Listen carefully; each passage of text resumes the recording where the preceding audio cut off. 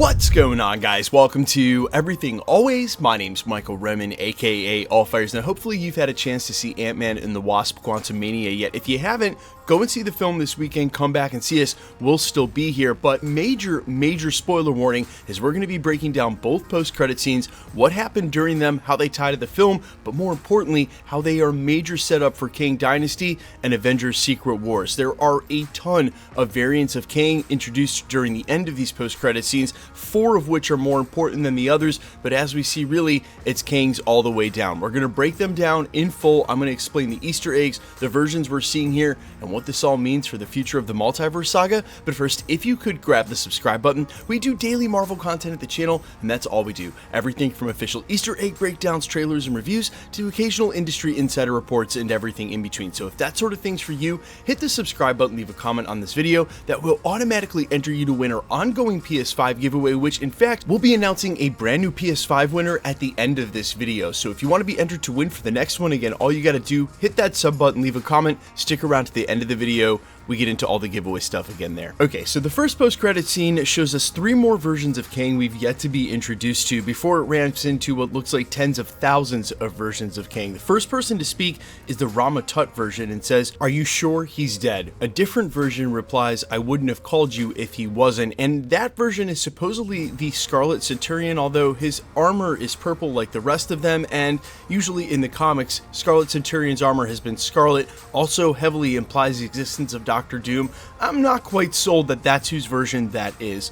Immortus then interrupts them, the third version of Kang, and says they did, referring to the Avengers killing that version of Kang in the quantum realm. Although it was just Ant-Man, he's referring to the collective. They're starting to touch the multiverse, and if we let them, they'll take everything. It then shows them looking upon what is the broken timeline in the wake of what happened with He Who Remains.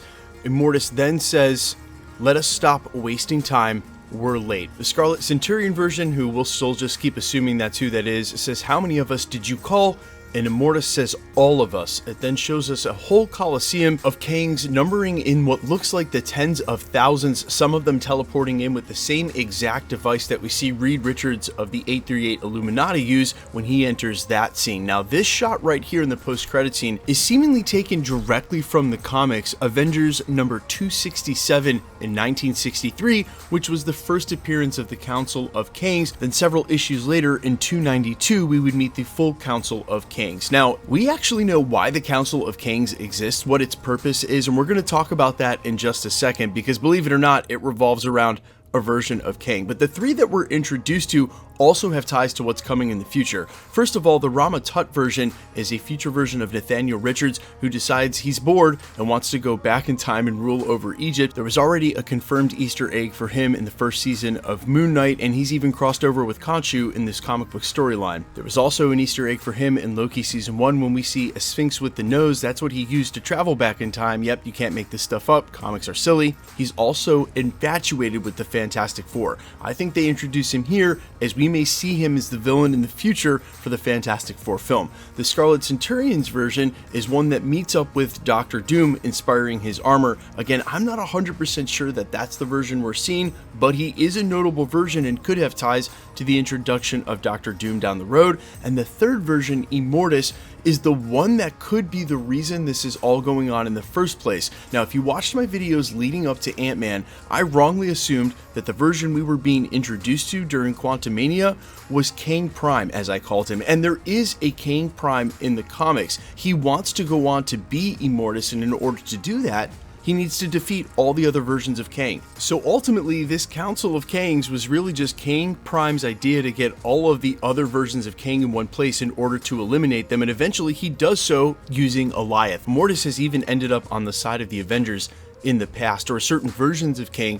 have ended up helping the Avengers against Kang Prime, and I think there's a good chance we already know how the entire multiverse saga plays out. During Loki season 1, when they explain the multiversal war, both at the beginning of the series and at the end, as explained by He Who Remains, it's inevitable the Kangs are going to war against each other, and if you use one Kang as an ally, it's basically picking the lesser of two evils. basically another He Who Remains. That's right, after the next 3 years, countless sacrifices, multiple Avengers films, we may be right back where we started in a full circle with another He Who Remains, uniting everything back into a sacred timeline. And we've seen that exact storyline play out over several decades in the comics, so don't say that they wouldn't do it. Now, ultimately, the real point of Secret Wars, getting past the Multiverse Saga, should be to defeat all Kangs, and obviously one Kang Prime, one ultimate version of Kang, yet what they'll be going up against in the end. I think it's also pretty clear here now with this introduction, and as late as they did of the Council of Kangs, that we are still a ways off Doctor Doom, which really has me thinking they're going to attempt to do a Secret Wars storyline without a Doom, which has me bummed for real. Maybe you guys don't agree, but let me know down in the comments. Now, the second post-credit scene is a direct lead-in for Loki Season 2, probably an exact scene from the upcoming season. Basically, they'll do an overlap where some of the footage is shared, one will lead right into another. Now, wrongly, I saw this described as taking place during the 70s, but it's pretty clear from the clothes that they're wearing, and especially their hats, that this is taking place much earlier in the 20th century. Think maybe 1910, 1920, and from the comics, this version that we're introduced to of Kang, Victor Timely, was all the way back in 1901. Now, this is really an extremely meta thing that Marvel did. Marvel Comics, in their original iteration, 2 iterations before they became Marvel, was actually called Timely.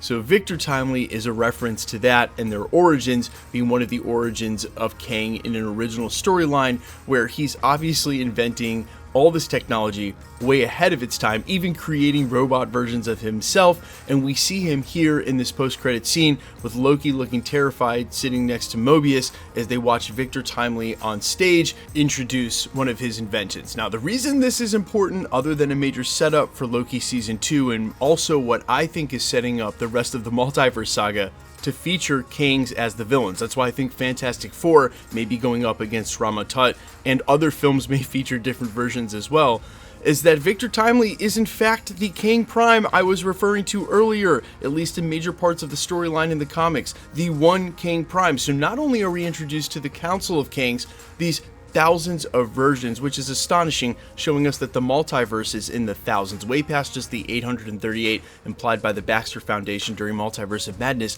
but literally in the thousands. We also know that Victor Timely, the actual Kang Prime, is there, already in the flesh. Don't have to wonder who the Kang Prime of the MCU is, it's going to be this guy. This is the one. I know that seems weird, as we were introduced to a ton of seemingly powerful versions. Here's this silly dude with glasses and a mustache.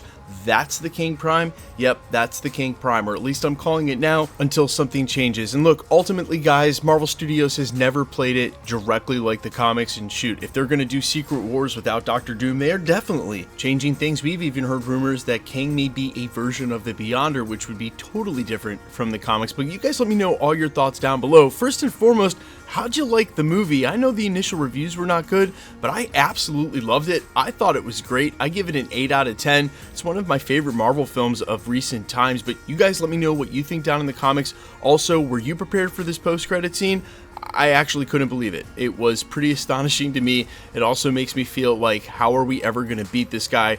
And I can't wait to see how they end up doing it in the MCU. Let me know all your thoughts down below quickly. Let's get into the giveaway stuff before I let you go and announce a brand new winner for the next PS5.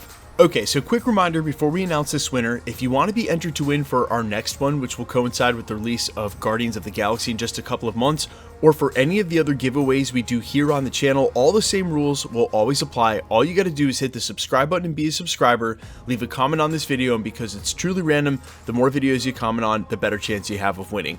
Our current winner for the Ant-Man PlayStation giveaway is Anthony LaGreca for this comment here.